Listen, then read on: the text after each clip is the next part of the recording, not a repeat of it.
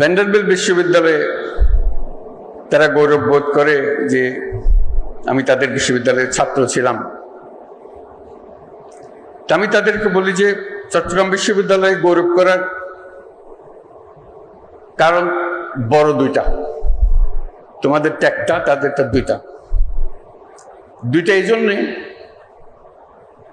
এই পুরো কর্মসূচি যার জন্য নোবেল পুরস্কার, তার সমস্ত গোড়াপত্তন হয়েছে বিশ্ববিদ্যালয়ে, এই বিশ্ববিদ্যালয়ের সাহচর্যে।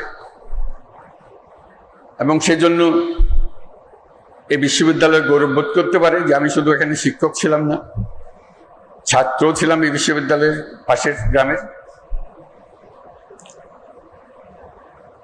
সেই হিসেবে সে একটা বলতে পারে যে আমাদের বিশ্ববিদ্যালয় থেকে একটা নোবেল পুরস্কার পেয়েছে। আমি যেটাতে দৃষ্টি আকর্ষণ করছি সেটা হলো আসলে এই বিশ্ববিদ্যালয় দুটি নোবেল পুরস্কারের জন্য গৌরববোধ করতে পারে। একটি তো আমি ব্যক্তিগতভাবে নোবেল পুরস্কার পেয়েছি এখানে শিক্ষক থাকা অবস্থায়। দ্বিতীয়ত হলো যে গ্রামীণ ব্যাংক সৃষ্টি হলো, সে সৃষ্টির গোড়াতেও কিন্তু চট্টগ্রাম বিশ্ববিদ্যালয়ের আইনে, গ্রামীণ ব্যাংকের আইনে লেখা আছে পরিষ্কার এই ব্যাংক কোথার থেকে আসলো। এই ব্যাংকের জন্ম হয়েছে চট্টগ্রাম বিশ্ববিদ্যালয়ে অর্থনীতি বিভাগে, সেটা তার স্পষ্ট উল্লেখ আছে। কাজে দুটো, এবং গ্রামীণ ব্যাংকও একটা নোবেল পুরস্কার প্রাপ্ত প্রতিষ্ঠান। কাজে দুটি নোবেল পুরস্কারের জন্য এই বিশ্ববিদ্যালয় নিজেদের ছাত্রছাত্রীদেরকে জানাতে পারে যে তার ইতিহাস কি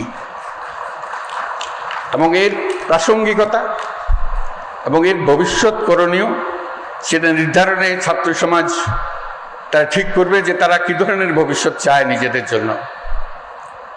কারণ এই বিশ্ববিদ্যালয়ের আরেকটি শিক্ষা, যেটা আমরা সবসময় সবাইকে স্মরণ করিয়ে দিই, আমরা যে ধরনের বিশ্ব গড়তে চাই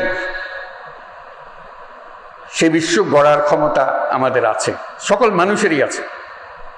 কিন্তু আমরা গদবাঁধা পথে চলে যাই বলে আর নতুন পৃথিবীর কথা আমরা চিন্তা করি না।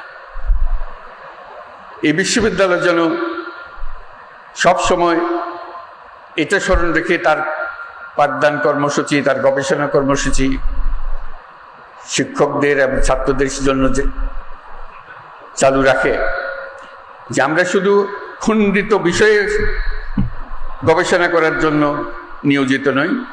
আমরা এই প্রত্যেকটি গবেষণার পেছনে একটি আমাদের উদ্দেশ্য, সমস্ত বিশ্বকে আমাদের মনের মতো করে সাজানোর জন্য, মনের মতো করে বানানোর জন্য। আমাদের যদি সেই লক্ষ্য না থাকে তাহলে এগুলো গন্তব্যবিহীন গবেষণা, গন্তব্যবিহীন শিক্ষাতে পরিণত হবে।